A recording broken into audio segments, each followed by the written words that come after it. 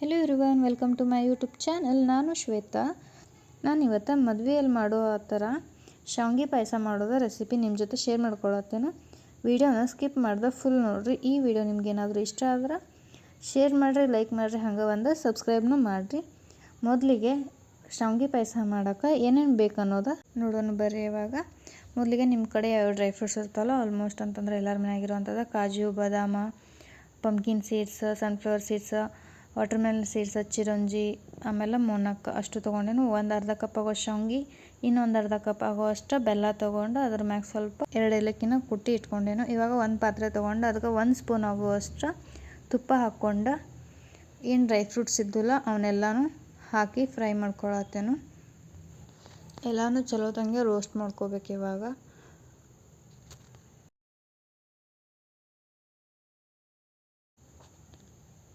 ನೀವೇನಾದರೂ ಒಂದು ಸಲ ಈ ಥರ ಏನ್ರಿ ಶಾವಿಗೆ ಪಾಯಸ ಮಾಡಿಕೊಟ್ರೆ ಮನೆಯವ್ರಿಗೆ ಸಖತ್ತಾಗಿ ಇಷ್ಟಪಡ್ತಾರೋ, ಮತ್ತೊಮ್ಮೆ ಮಾಡಿಕೊಡು ಅಂತ ಹೇಳ್ತಾರೋ. ಒಂದು ಸಲ ನೀವು ಟ್ರೈ ಮಾಡಿರಿ. ಇವಾಗ ಡ್ರೈ ಫ್ರೂಟ್ಸ್ ಎಲ್ಲ ರೋಸ್ಟ್ ಆಗಿದ್ದವು. ಒಂದು ಕಪ್ ಒಳಗೆ ಎಲ್ಲನೂ ತೆಗೆದಿಟ್ಕೋತೇನೆ.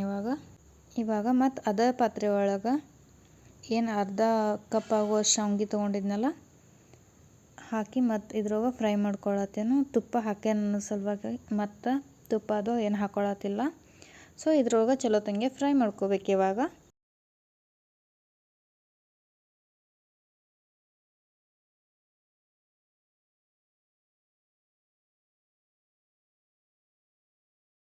ಈ ಥರ ಲೈಟ್ ಬ್ರೌನ್ ಆಗೋದು ನಾನು ಫ್ರೈ ಮಾಡ್ಕೊಬೇಕು. ಅಂದ್ರೆ ಪಾಯಸ ಸಖತ್ ಟೇಸ್ಟಾಗಿ ಬರ್ತೈತಿ. ಯಾವುದೇ ಶಾವಿಗೆ ಆಗಲಿ ನಾವು ಫ್ರೈ ಮಾಡ್ಕೊಳ್ಳೇಬೇಕು ಶಾವಿಗೆನ. ಸೊ ಇವಾಗ ಶಾವಿಗೆ ಎಲ್ಲ ಮತ್ತು ಅದು ಪ್ಲೇಟ್ ಒಳಗೆ ಸೈಡ್ ತೆಗೆದಿಟ್ಕೊಂಡೇನು. ಇವಾಗ ಒಂದು ಅರ್ಧ ಗ್ಲಾಸ್ ಆಗುವಷ್ಟು ನೀರು ಹಾಕಿ ಅದು ಹೆಸರು ಬಂದಾದ ನಂತರ ಏನು ಶಾವಿಗೆ ಫ್ರೈ ಮಾಡಿ ಇಟ್ಕೊಂಡಿತ್ತಲ್ಲ ಅದನ್ನ ಅದ್ರೊಳಗೆ ಹಾಕಿ ಶಾವಿಗೆ ಬೇಯಕ್ಕೆ ಬಿಡ್ಬೇಕು. ಇವಾಗ ಈ ಶಾವಿಗೆ ಏನಾಯ್ತಲ್ಲ ಇದು ಒಂದು 90% ಬೇಯಬೇಕು. ಕೈಯಾಗಿ ಹಿಡಿದು ಮುರಿದು ನೋಡ್ಬೇಕು ಅದನ್ನ.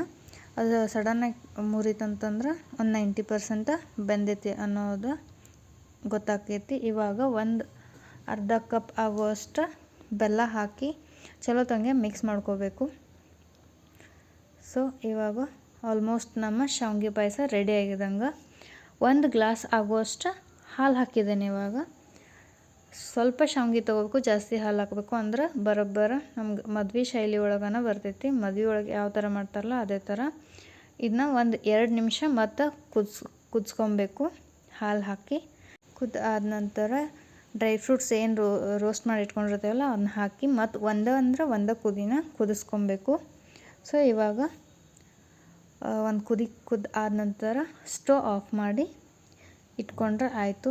ಸೂಪರ್ ಟೇಸ್ಟಿಯಾಗಿರುವಂಥ ಈ ಮದುವೆ ಒಳಗೆಲ್ಲ ಯಾವ ಥರ ಮಾಡ್ತಾರಲ್ಲ ಆ ಥರದ ಶಾವಿಗೆ ಪಾಯಸ ನಮ್ಗೆ ರೆಡಿ ಆಕೈತಿ ತಿನ್ನೋಕೆ. ಸೊ ಇವಾಗ ನಮ್ಮ ಪಾಯಸ ರೆಡಿ ಆಗೈತಿ. ನೋಡ್ಬೋದು ನಾನು ಇದನ್ನ ಆರಾಕಂತ ಇಟ್ಬಿಟ್ಟಿದ್ನಿ ಒಂದು 5 ನಿಮಿಷ. ಆದರೂ ತೆಳ್ಳಗನ ಸೇಮ್ ಮದುವೆ ಒಳಗೆ ಯಾವ ಥರ ಇರೋದಲ್ಲ ಆ ಥರನೇ ಐತಿ. ಸೊ ನಮ್ಮ ಶಾವಿಗೆ ರೆಡಿ. ಈ ವಿಡಿಯೋ ನಿಮ್ಗೆ ಏನಾದರೂ ಇಷ್ಟ ಆಗಿದ್ರೆ, ಯೂಸ್ಫುಲ್ ಅನಿಸಿದ್ರೆ ಶೇರ್ ಮಾಡಿರಿ, ಲೈಕ್ ಮಾಡಿರಿ, ಹಂಗೆ ಕಮೆಂಟ್ನು ಮಾಡಿರಿ. ನೀವು ಟ್ರೈ ಮಾಡಿ ಹೆಂಗಾಗೈತೆ ಅನ್ನೋದು ಕಮೆಂಟ್ ಮಾಡಿರಿ. ವಿಡಿಯೋ ಇಷ್ಟ ಆದರೆ ಒಂದು ಸಬ್ಸ್ಕ್ರೈಬನ್ನು ಮಾಡಿರಿ. Thank you for watching. Bye. ಮತ್ತೊಂದು ನೆಕ್ಸ್ಟ್ ರೆಸಿಪಿ ಜೊತೆ ಬರ್ತೇನೆ. Thank you for watching. Bye.